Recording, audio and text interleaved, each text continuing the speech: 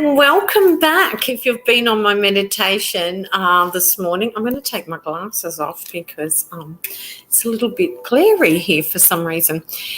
So welcome everyone, and I'd really love hearing your questions in the comments and sending them through the Sacred Heart Connections site on Facebook.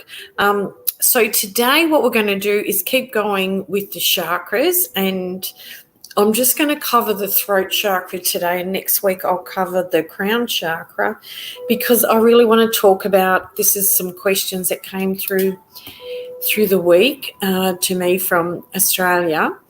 And it was about angels and how angels came in the meditation from last week, and how I could talk a little bit more about angels. And that's a beautiful question, and I love talking about angels because I work with angelic energy.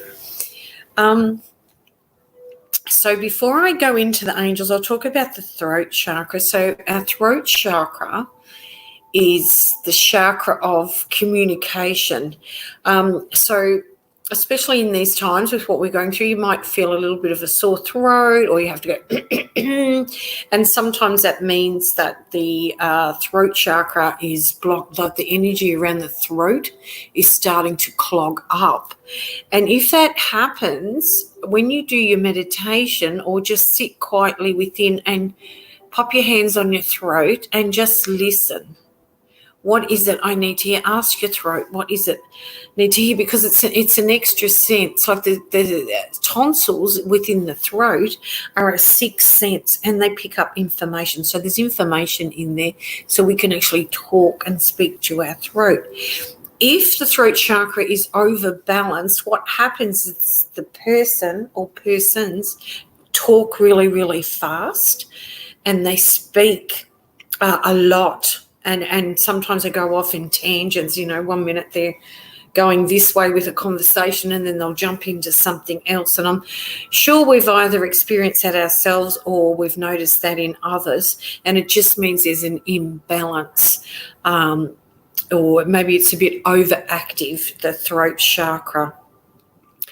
When the throat chakra is nicely grounded, we're able to speak truthfully about what we desire. We're able to speak to others and be honest, and speak our truth in a loving way.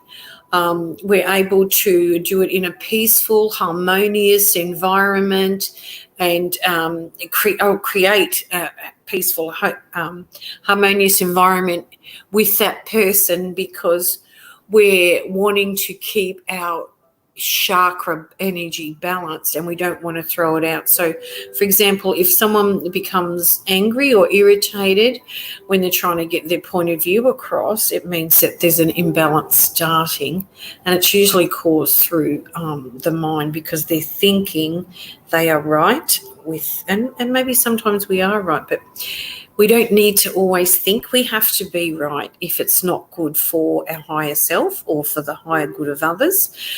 Sometimes we just need to go, you know what, that is your perspective, and that's fine, and I actually agree with that, and I admire that within you. That's your truth. However, this is my truth. And thank you so much for allowing me to speak my truth, because this is how I'm feeling. So that's a good example of working with and clearing your throat chakra energy.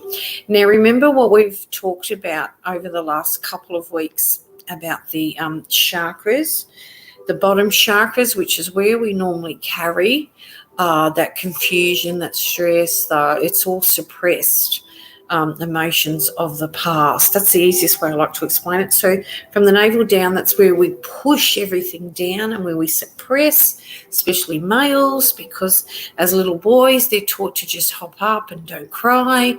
You're a little girl, and if you cry and you're actually a man, stop crying. These sorts of things. So males tend to push those emotions down, and they're not able to self-regulate.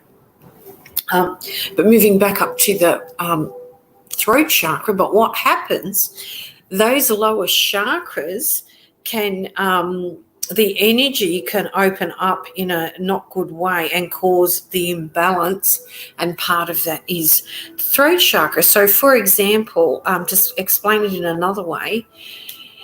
If the root chakra is blocked and there's fear, so the root chakra is where they carry fear, that can actually have an influence on your throat chakra because you're unable to speak your truth in fear of repercussions. Perhaps you're unable to speak your truth to your boss at work because you're fearful that you might not get that promotion, or you might get the sack, or your boss might not like you anymore. That's all influenced by the bottom three chakras. So it's about learning, educating yourself about your chakras. I actually have online courses that explain a lot more about this.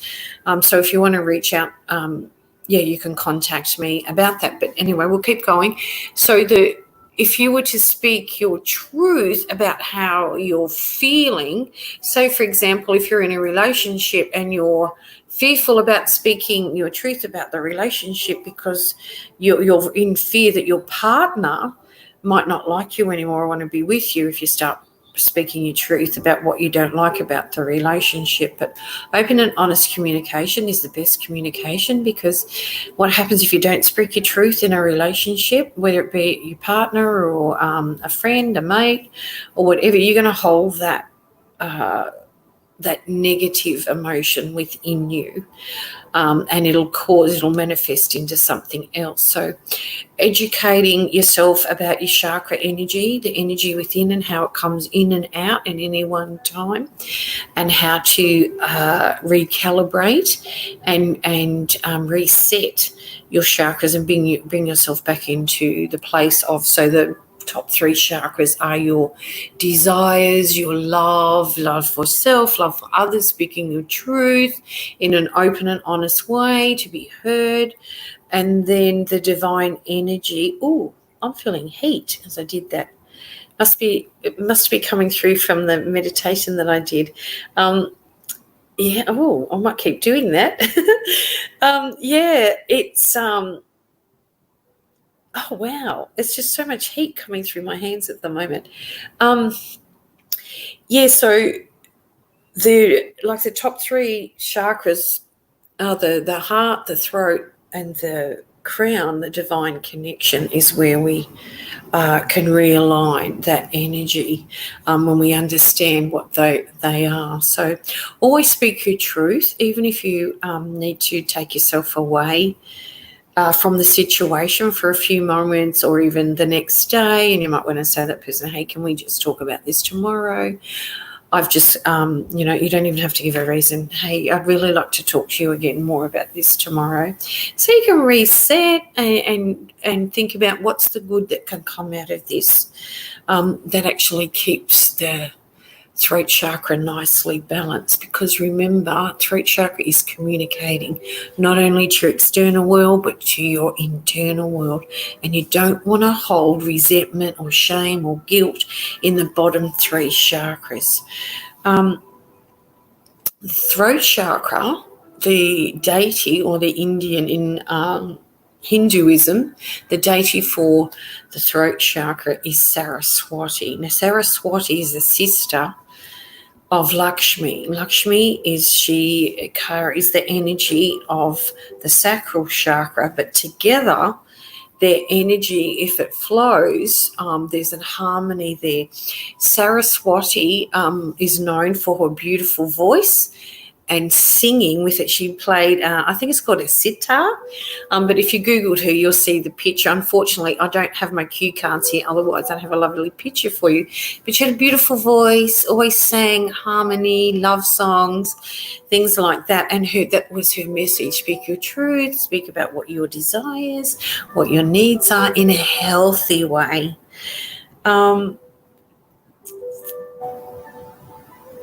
And we'll just go through again. So the root chakra is Ganeshi, and then the sacral chakra is Lakshmi.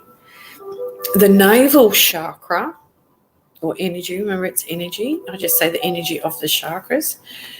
The navel is like the king or the queen, the jewel, the diamond, the power. It's our solar plexus is the powerhouse. It sort of decides, it sort of divides the masculine and the feminine. So the feminine energy is what we carry below, because that's where we give birth, where everything happens down there for new life. But it cannot be balanced without the male. So we could not, a woman could not birth a baby without a male. So those energies need to come together. And then they say that the masculine is sort of the upward energy, but they need to be nicely balanced. So in another way, they say the masculine energy is down the bottom, and then the feminine energy is the top. But how I like to explain it is Shakti and Shiva, which is the masculine and the feminine becoming one person, or one body, one being, one energy. So masculine, so Shiva was the destroyer.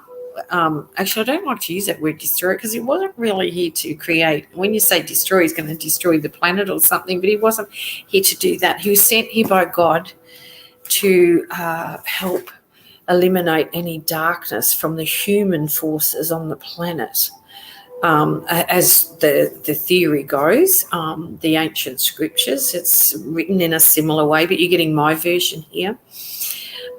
So I guess we've always had someone who is sent here by God to keep peace and harmony on the planet, and they were, when you think about people like Jesus or Martin Luther King or Gandhi, they all suffered at the hands of human darkness in one way or another.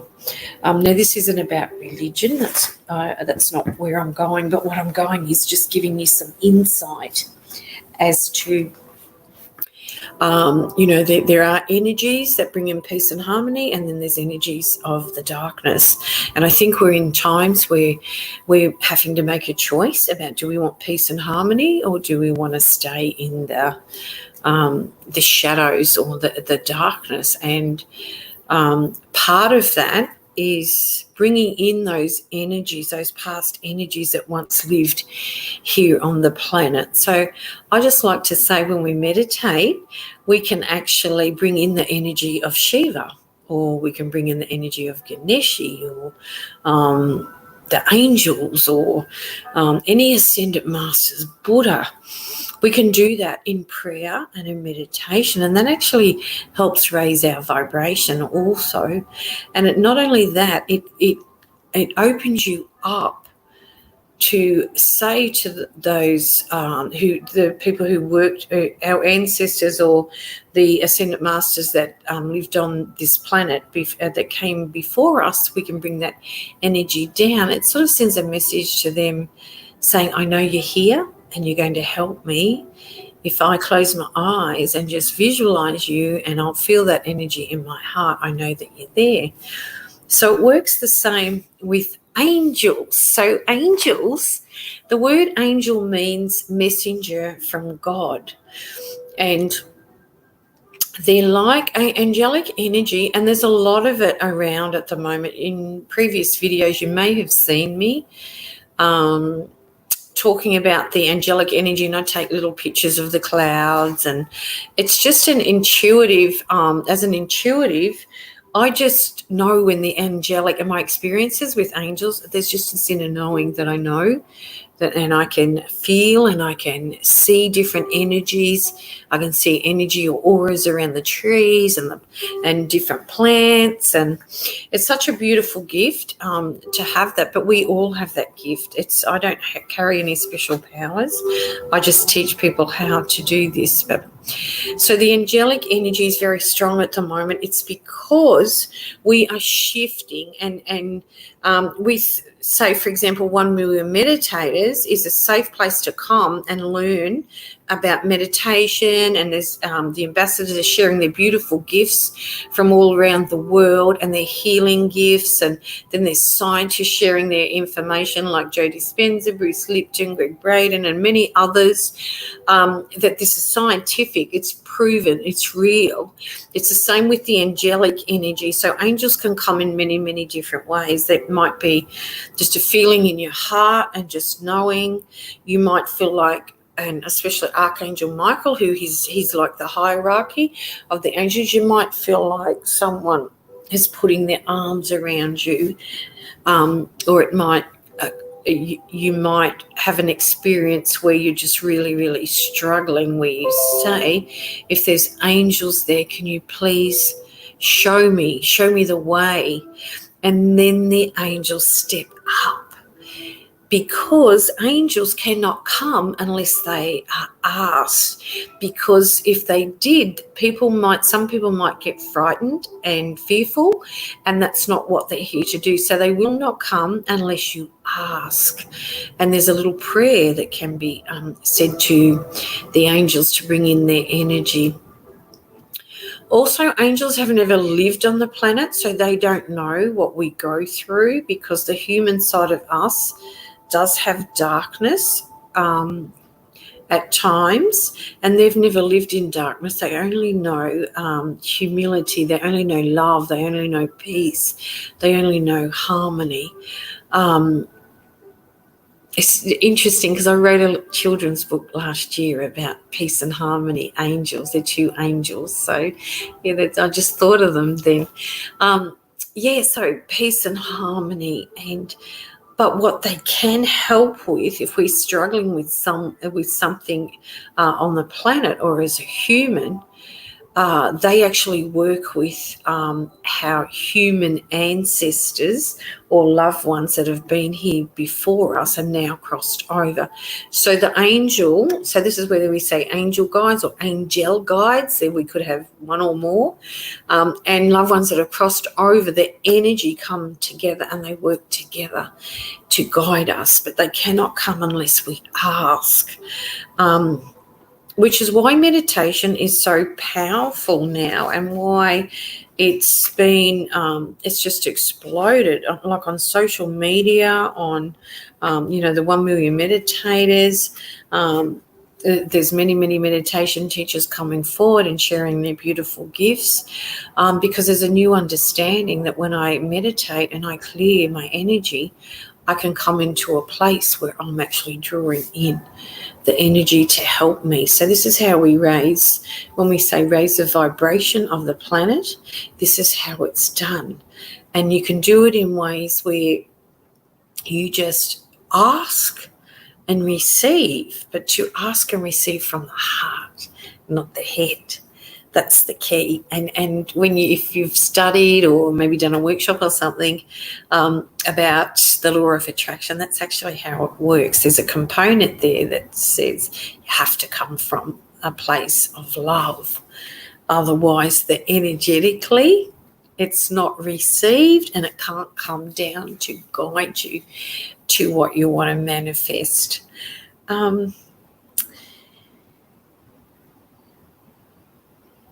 So when we're working with angel energy, and we're wanting to bring in our angel guides, what I might do is just, before we finish up, just talk about a meditation that we can do, and it's or a prayer to say to the angels if ever we want to feel their presence. So if you'd like to get comfy, and just gently close your eyes.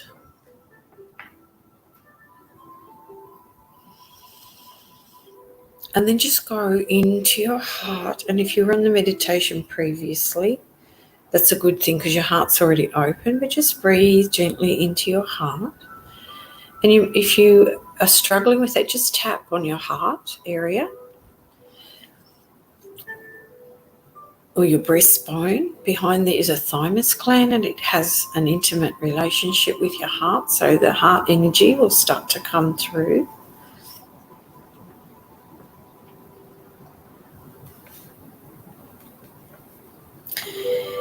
And then just in your mind's eye, or you could say it out loud if you wish, thank you, angels, for allowing me to see who you are. Now, if you get a vision or a light or a colour come through as you're saying this, just keep going. It means they're coming through.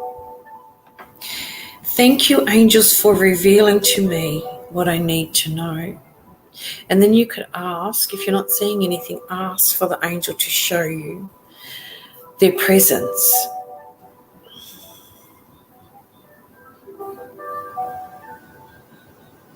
And then you could say, thank you for reminding me of your presence.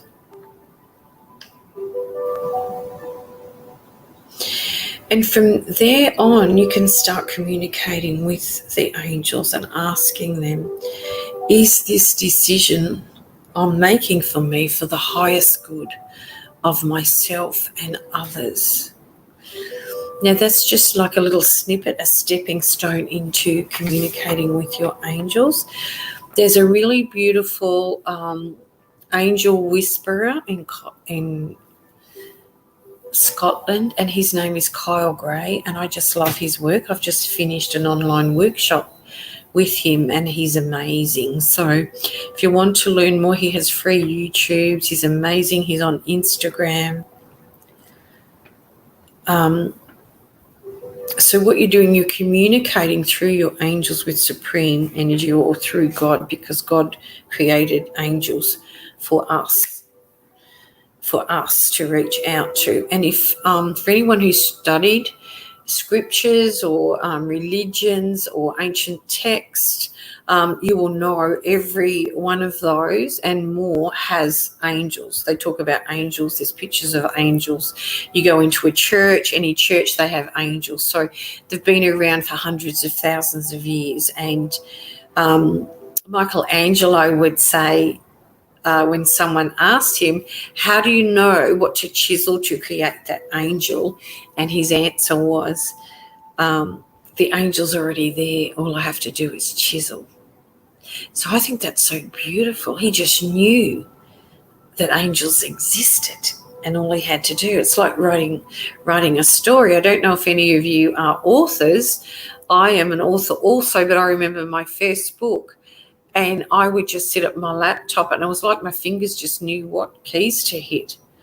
But I didn't know I was channeling. And at the time I was channeling the energy of other authors to help me with this. So one in particular, but I don't need to mention her because it might spark something, but I used to feel her energy when I was typing. And I look at my book now and I think, how did I write that? Some of the things in there, I think, well, that's pretty amazing that I wrote that. But anyway, so just practice every day in your meditation, sitting quietly. You might want to get yourself or download pictures off Google, or find one in a shop. I have many from around the world that I buy, and I keep little figurines of angels. I have pictures of them. Archangel Michael is one of my favorites, and there's a really good testimonial. If you Google Archangel Michael testimonial, there's a guy from Australia who had an experience with Archangel Michael, and I was just like, thought to myself, that's so beautiful that he put that out. It's very raw, but it's very authentic, where he talks about his addiction and his experience with Archangel Michael. So if you might want to watch that. I'm just putting that out there.